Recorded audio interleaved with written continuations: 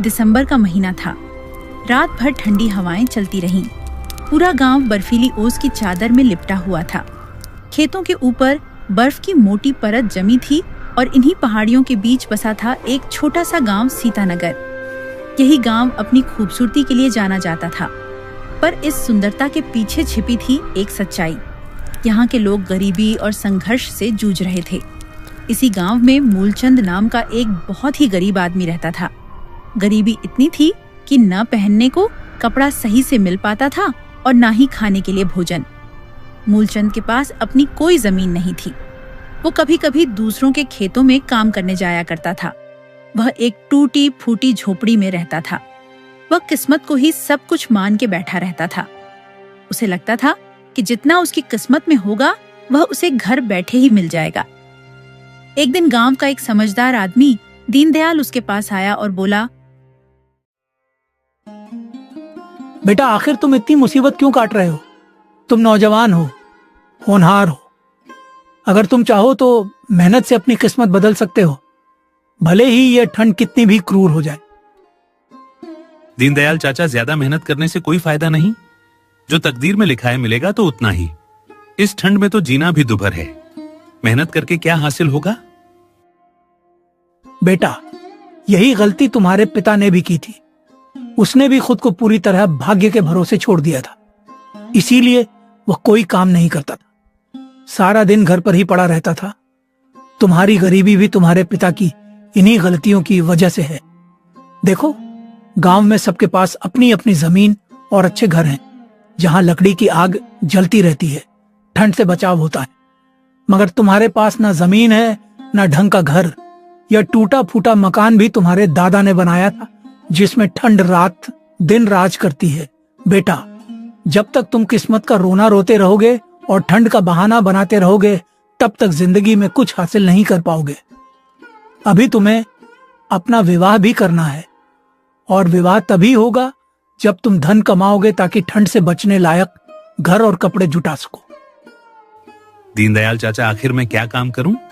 गांव में तो कोई काम ही नहीं मिलता, खासकर इस ठंड में जब बर्फ सब कुछ ढक लेती है। कभी मिल भी जाता है तो 1-2 दिन का ही काम मिल पाता है और ठंड से हाथ पांव सुन्न हो जाते हैं। बेटा, ये दुनिया बहुत बड़ी है, इसमें काम की कोई कमी नहीं। तुम्हें गांव में काम नहीं मिलता तो दूसरे गांव में काम तलाश करो, भले ही ठंडी हवाओं में पैदल चलना पड़े। अगर तुम कोई काम करने लगे और इस घर की मरम्मत करवा ली, दीवारें मजबूत करवा ली ताकि ठंड अंदर ना घुसे, तो मैं तुम्हारा विवाह करवा दूंगा। विवाह का नाम सुनकर मूलचंद में जोश भर गया। ठंड की परवाह ना करते हुए वो जल्दी से बुजुर्ग आदमी से बोला, दीनदयाल चाचा, अगर ऐसी बात है कि तुम मेरा विवाह करवा दोगे तो मैं आज से ही काम में लग जाऊंगा, चाहे ठंड कितनी भी पड़ रही हो।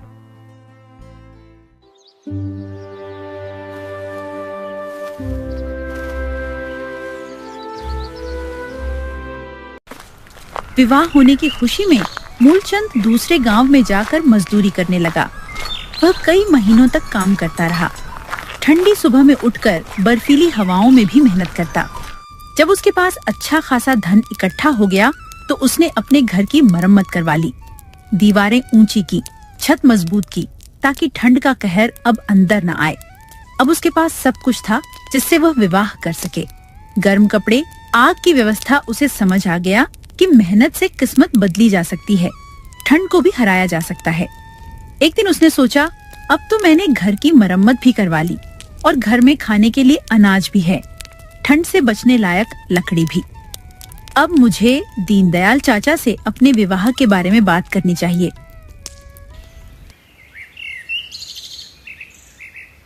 इतना सोचकर मूलचंद उस बुजुर्ग आदमी के पास गया और उसे कहने लगा, दीनदयाल चाचा, आपने मेरे से कुछ वादा किया था कि अगर मैं घर की मरम्मत और धन कमाने लगूं तो आप मेरा विवाह करवा देंगे। अब तो मैंने घर की मरम्मत भी करवा ली है और रोज काम करने भी जाता हूँ, ठंड में भी नहीं रुकता। अब आप मेरा विवाह करवा दीजिए। बेटा, मैं तुम्हारे विवाह का कुछ प्रबंध करता हूँ। देखो, शादी ब्याह के मामले में लोग अक्सर सच्चाई नहीं बताते, खासकर इस ठंड में। जब घर की मजबूती और गर्मी की बात आती है, थोड़ा बहुत बड़ा चढ़ाकर ही बात करनी पड़ती है। अगर लड़की सांवली भी हो तो उसे गोरी और अत्यंत सुशील बताकर पेश किया जाता है। मैं जब तुम्हारे पास किसी को लेकर आऊंगा तो मैं भी बहुत झूठ बोलूंगा। तुम चुपचाप सुनते रहना, उनके सामने ज्यादा सच्चे बनने की कोशिश मत करना, वरना कुंवारे ही रह जाओगे, ठंड में अकेले कांपते।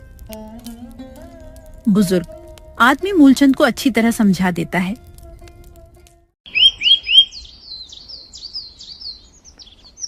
कुछ दिनों बाद एक आदमी को लेकर मूलचंद के घर आता है। ठंड से सब कांप रहे थे। फिर दीनदयाल बोला, देखो रंजीत सिंह, यह लड़का गांव का सबसे होनहार, चतुर, चालाक और मेहनती लड़का है। इसके पास 100 बीघा बटाईदारी जमीन है। उसमें बहुत अन्न उपजता है। ठंड में भी फसल सुरक्षित। घर में अकेला रहता है। तुम्हारी बेटी आते ही रानी बन जाएगी। ठंड का कोई असर नहीं पड़ेगा।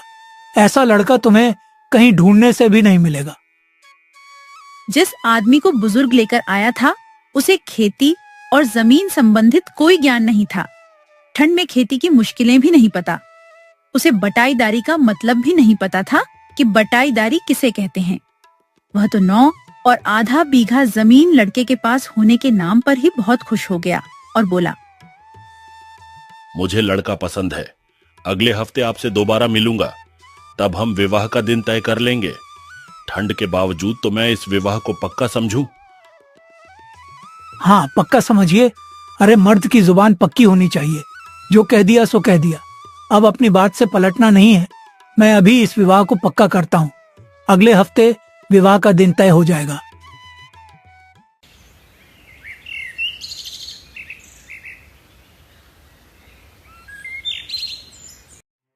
वो आदमी बहुत खुश हुआ और अपने घर लौट गया और खुश होता हुआ अपनी पत्नी से कहने लगा, भाग्यवान, आज मैं बहुत खुश हूँ।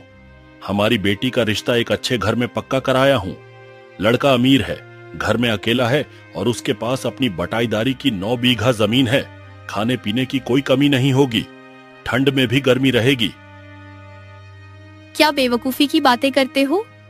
बटाईदारी का असली मतलब जानते हो? मैं किसान की बेटी हूँ। मुझे बटाईदारी का मतलब अच्छी तरह मालूम है और ठंड में उसकी मुश्किलें भी। वो जमीन उसकी नहीं है, किसी जमींदार से 1 साल के लिए आधे हिस्से पर ली हुई है। फसल का आधा हिस्सा उसे मालिक को देना होगा और आधा खुद रखेगा। तो क्या हुआ? तब भी लड़का ठीक ही है। कहाँ ठीक है? उस जमीन की कोई गारंटी नहीं। अगले साल मालिक चाहे तो किसी और को दे देगा। ठंड में फसल खराब हो जाए तो कुछ नहीं बचेगा। तब उस लड़के के पास मजदूरी करने के अलावा और कुछ नहीं बचेगा। देखो, मैं साफ साफ कह रही हूँ, वो किसान नहीं, मजदूर है। और मैं अपनी बेटी की शादी किसी मजदूर से नहीं करूंगी जो ठंड में कांपता रहे। लेकिन भाग्यवान, मैं तो जुबान दे आया हूँ। अब कैसे मुकर सकता हूँ? मुझसे ऐसी मूर्खता की बातें मत करो। अगर सच में उसके पास जमीन है तो उसे मालिक होने का कागज मांगो। देखना, वो तुरंत दुम दबाकर भाग जाएगा, ठंड से बचने का बहाना बनाकर। अगर ऐसी बात है तो मैं कल ही जाऊंगा और उससे जमीन का मालिक होने के कागज मांगूंगा।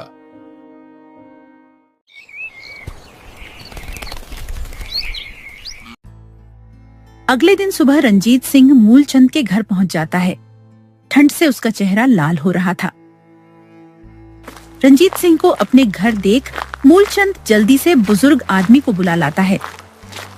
बुजुर्ग रंजीत सिंह से कहता है, लगता है बात जम गई। आप जुबान के पक्के निकले।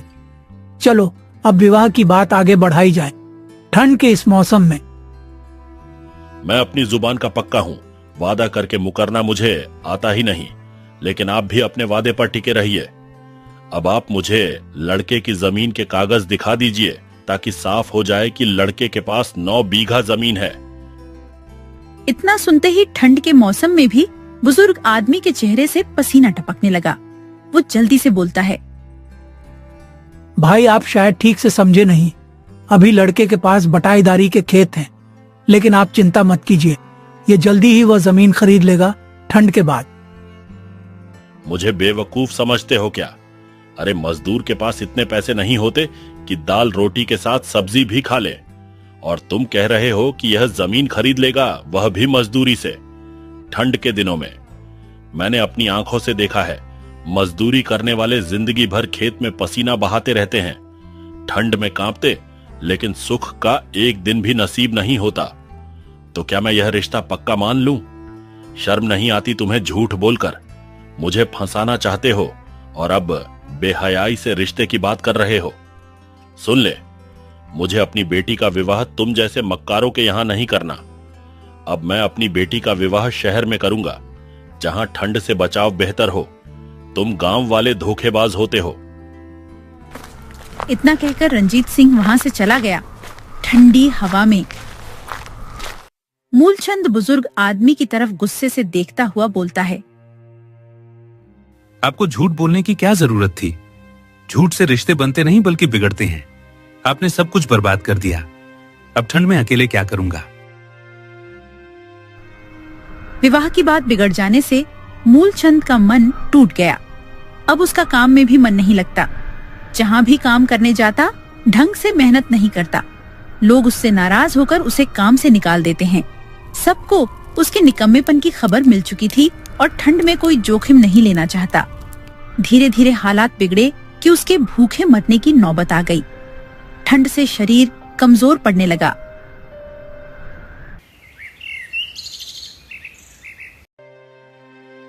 एक दिन उसने सोचा, अब यहां मेरे लिए कुछ नहीं बचा, ना काम ना इज्जत। घर के नाम पर टूटा फूटा मकान है जो बाबा आदम के जमाने का है। ठंड का सामना नहीं कर सकता। अच्छा होगा कि अब शहर चला जाऊं, शायद वहां कुछ काम मिल जाए। बहुत सोच विचार के बाद मूलचंद दूसरे दिन घर से शहर के लिए निकल गया। ठंडी सुबह में, मगर उसे पता नहीं था कि शहर कहाँ है, वहां काम कैसे मिलेगा। वो चलते चलते घने जंगल में पहुंच गया, जहां ठंड और भी क्रूर थी। पेड़ों पर बर्फ जमी हुई। जंगल में ही उसे रात हो गई। रात का अंधेरा देखकर वह घबराने लगा और जल्दी जल्दी जंगल को पार करने लगा। ठंड से दांत किटकिटाते, लेकिन जंगल इतना घना था कि खत्म होने का नाम ही नहीं ले रहा था। हवा में बर्फ के टुकड़े उड़ रहे थे। वो एक जगह रुककर सोचने लगा, अब मैं क्या करूं? ये जंगल तो खत्म होने का नाम ही नहीं ले रहा है। ना जाने और कितना बड़ा है यह जंगल। ठंड कितनी बढ़ जाएगी। मूलचंद यह सोच ही रहा था कि तभी उसकी नजर एक बुढ़िया पर पड़ी। गाय को लेकर जा रही थी। ठंड से उसकी साड़ी पर बर्फ जम रही थी। यह देख मूलचंद की जान में जान आई। जरूर ये बुढ़िया इस जंगल में रहती है। अब रात में मैं इस बुढ़िया के घर ठहर सकता हूँ। भले ही यह मुझे भोजन ना दे, लेकिन रहने के लिए आसरा तो जरूर दे सकती है, ठंड से बचने को। मूलचंद चुपचाप बुढ़िया के पीछे चलने लगा। कुछ दूर चलने के बाद मूलचंद ने देखा कि जंगल में एक छोटा सा घर है और उस घर के बराबर में एक छोटी सी झोपड़ी है। बुढ़िया ने गाय को झोपड़ी में बंद कर दिया और खुद घर के अंदर जाने लगी। मूलचंद जल्दी से बुढ़िया के पास गया। मूलचंद को देखकर बुढ़िया हैरान रह गई। वो मूलचंद से कहने लगी, अरे कौन हो तुम और यहाँ कैसे आना हुआ? आज से पहले कभी नौजवान को इस जंगल में आते नहीं देखा, खासकर इस ठंड में। काकी, मेरा नाम मूलचंद है। मैं बहुत गरीब आदमी हूँ। मेरा गुजारा गांव में नहीं हो पा रहा था। ठंड में जीना दुभर हो गया, इसीलिए मैं शहर में काम की तलाश में जा रहा हूँ। लेकिन मुझे शहर जाने से पहले ही जंगल में रात हो गई है। क्या आप मुझे रात भर के लिए अपने यहाँ रुकने दे सकती हो? देखो, मैं तुम्हें जानती पहचानती नहीं हूँ, इसलिए मैं तुम्हें अपने घर में रुकने नहीं दे सकती हूँ। इसलिए अच्छा यही होगा कि तुम अपने रहने के लिए कहीं और जगह तलाश करो। काकी, इस जंगल में मैं कहाँ जगह तलाश करूं? मुझे नहीं लगता कि कोई और भी इस जंगल में रहता होगा ठंड में। काकी, अगर आप कहो तो मैं गाय की झोपड़ी में रह लूंगा और ठंड सह लूंगा। क्या तुम मुझे मूर्ख समझते हो जो तुम्हें गाय की झोपड़ी में रहने दूं? मैं तुझे जानती नहीं पहचानती नहीं। तेरा क्या भरोसा तू मेरी गाय को चुरा कर भाग जाए तो? इसलिए मैं तुझे गाय की झोपड़ी में नहीं रख सकती। काकी, ऐसा मत कहो। मैं चोर नहीं हूँ। मैं तो बहुत भला और ईमानदार आदमी हूँ। अगर आप मुझे यहाँ नहीं रहने दोगी तो मैं कहाँ जाऊंगा? जंगल में मुझे जंगली जानवर खा जाएंगे या ठंड से मर जाऊंगा। जंगली जानवर खा जाएंगे तो इसमें मैं क्या करूं? जंगल में तो रोज ही खूंखार जानवर जीव जंतु और आदमी को मारकर खाते रहते हैं। अब मैं सभी को बचाते थोड़ी फिरूंगी। तू यहाँ से चला जा, मरे या जिए मुझे इससे कोई मतलब नहीं। बुढ़िया की बात सुनकर मूलचंद समझ गया कि यह बुढ़िया बहुत बेरहम औरत है। इसको किसी से कोई फर्क नहीं पड़ता। जानवरों के बीच रहते रहते खुद भी जानवर जैसी हो गई है। ठंड ने इसे कठोर बना दिया।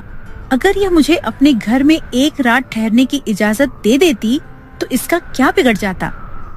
आखिर रात भर की ही तो बात थी। मूलचंद यह सोच ही रहा था कि बुढ़िया उससे बोली, सुनो, थोड़ी देर यहीं खड़े होकर मेरा इंतजार करो ठंड सहते हुए। मैं अपनी बेटी से पूछकर आती हूँ कि तुम्हें रात रुकने देना है या नहीं। बुढ़िया की बात सुनकर मूलचंद समझ गया कि बुढ़िया उसे रोकने के लिए इतना नखरा क्यों कर रही थी। बुढ़िया अपनी बेटी के पास गई और बोली, अरे दामिनी, बाहर एक लड़का खड़ा है, हमारे घर में ठहरना चाहता है। तू एक बार उसे देख ले, अगर तुझे पसंद आ जाए तो मैं उसे यहाँ रुकने के लिए कह दूंगी। माँ, इसमें पसंद नापसंद की कौन सी बात है? उसे रात भर के लिए यहाँ रुकने दो। बेचारा बहुत परेशान है, ठंड से कांप रहा। बेवकूफों जैसी बातें मत कर, तू उसे एक बार देख तो सही। माँ, आप भी हद करती हो। मैं उसे देखकर क्या करूँगी? मुझे क्या उसे विवाह करना है? हाँ, तुझे उसे विवाह ही करना है। अब तेरी विवाह की उम्र हो गई है और मुझे तेरे विवाह की चिंता होने लगी है। ठंड में अकेली, यह लड़का बहुत भोला और ईमानदार है। ऐसा लड़का बार बार नहीं मिलता, ठंड में भी मेहनती। इसलिए मेरी बात मान और उस लड़के को देख ले। तू नहीं जानती कि इसे भगवान ने तेरे लिए भेजा है, वरना कितने साल गुजर गए, यहाँ कोई नहीं आया। दामिनी भी विवाह करना चाहती थी। वह तो सिर्फ अपनी माँ के सामने फिजूल में बनकर दिखा रही थी। माँ, मैं लड़के को देख चुकी हूँ, वो मुझे पसंद है। मैं उससे विवाह को तैयार हूँ। अपनी बेटी की बात सुनकर बुढ़िया बाहर आई और मूलचंद से बोली, बेटा तू मेरे घर में रह सकता है, अंदर आजा, ठंड से बच। बुढ़िया ने मूलचंद को घर के अंदर बुला लिया, जहाँ थोड़ी आग जल रही थी। मूलचंद ने सोचा, बड़ी मुश्किल से बुढ़िया उसे घर में रोकने के लिए राजी हुई है, इसलिए उसकी बेटी की तरफ आंख उठाकर भी नहीं देखेगा। मूलचंद सिर झुकाए घर में बैठा रहा, ठंड से अभी भी कांपता। मूलचंद को इस तरह देखकर बुढ़िया बोली, बेटा तुम तो बड़े शर्मीले हो, नजर उठाकर भी नहीं देखते। काकी, मुझे लड़कियों से बहुत शर्म आती है। सामने पड़ते ही घबरा जाता हूँ। समझ नहीं आता कि क्या करूँ। और जब तुम्हारा ब्याह होगा तब अपनी पत्नी का सामना कैसे करोगे ठंडी रातों में? यही सोचकर तो डर लगता है काकी। अरे इसमें डरने की क्या बात? लड़की कोई खतरनाक जानवर थोड़ी है जो वो तुझे खा जाएगी। वो तो बहुत ही कोमल और दिल की सच्ची होती है।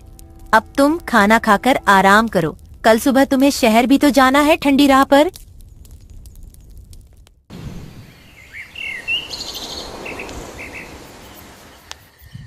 मूलचंद को कभी इतना पैदल चलने की आदत नहीं थी। ठंड में तो और मुश्किल, इसलिए आज वो काफी थक गया था। थकान से वह बिस्तर पर पड़ते ही गहरे नींद में डूब गया, ठंड भूलकर।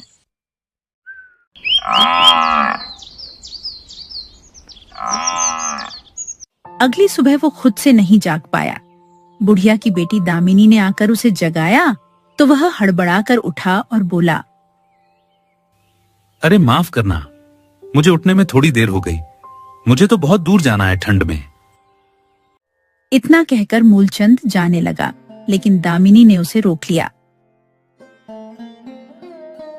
आप ऐसे कैसे जा सकते हैं? कुछ जानते भी हो? मैंने रात में सपना देखा। सपने में मेरा आपसे विवाह हो चुका था। अब आप मेरे पति हैं, इसलिए आप मुझे छोड़कर नहीं जा सकते। ये आप क्या कह रही हो? सपना सच थोड़ी होता है। मैंने सुना है सुबह का सपना सच होता है, इसलिए अब मैं आपकी पत्नी हूँ और आप मेरे पति। मैं नहीं मानता, तुम पागल हो गई हो। मैं जा रहा हूँ। देखो, आप यहाँ से नहीं जा सकते। अगर चले गए तो मैं अपनी जान दे दूंगी। ऐसा गजब मत करना। मैं रुक जाता हूँ, मगर तुम्हारी माँ तुम्हें छोड़ेगी नहीं।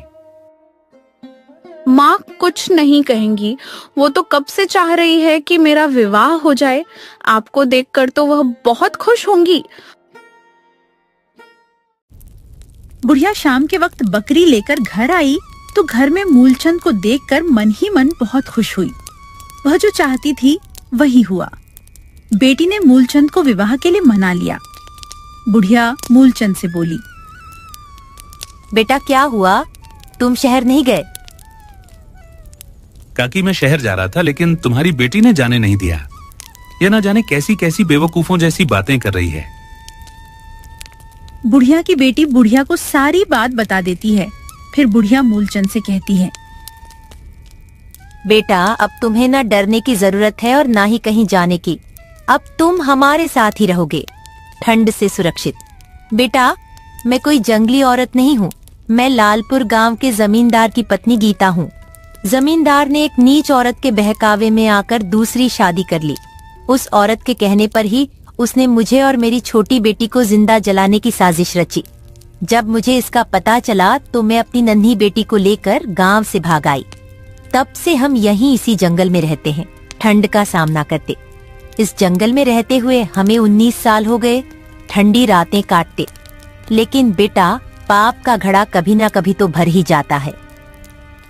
एक दिन उस नीच औरत ने जमींदार की हत्या करके अपने चहीतों के साथ जमींदारनी बन बैठी। वो खुद ही राजा के पास जाकर जमींदार की हत्या का मामला दर्ज कराई ताकि किसी का शक उस पर ना जाए। लेकिन राजा के गुप्तचरों ने सब राज खोल दिए। असली हत्यारनी वो नीच औरत ही निकली। तब राजा के सैनिकों ने उसे पकड़ लिया और जल्द ही उसे फांसी हो जाएगी। हमारा पुराना वफादार नौकर मुझे यह खबर देने जंगल आया था। ठंड में भी। बेटा जमींदार लाख बुरे थे, मगर मरने से पहले उन्होंने सारी जमींदारी अपनी बेटी दामिनी के नाम कर दी है। अब से वह जमींदारनी है। कल हमारा नौकर हमें लेने आएगा और हम अपने घर लौट जाएंगे। दामिनी तुम्हें अपना पति मान चुकी है, इसलिए अब तुम उसके पति हो। बेटा याद रखना, हम धन के लिए अपना ईमान नहीं बेचते। काकी आप सचमुच बहुत बड़े दिल की औरत हैं। इस दुनिया में कैसी कैसी स्त्रियां होती हैं। कोई पति के लिए अपनी जान की कुर्बानी भी कर देती है और कोई लालच में अंधी होकर सब कुछ बर्बाद कर देती है। बिल्कुल बेटा, यही तो दुनिया है। इसमें भली औरत भी रहती है जो अपने पति के लिए सब कुछ न्योछावर कर देती है, और कुछ औरतें सिर्फ धन से मुंह करती हैं। उनके लिए पति खिलौना होते हैं। जैसे बच्चा रोज नया खिलौना बदलता है, वैसे ही वह रोज पति बदलना चाहती है।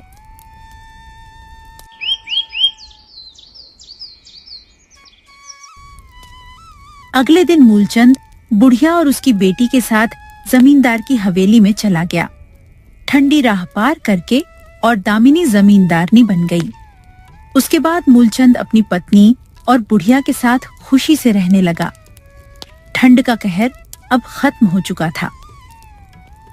इस प्रकार की मजेदार कहानियों को सुनने के लिए हमारे चैनल अक्कू टोन को सब्सक्राइब करना ना भूलें।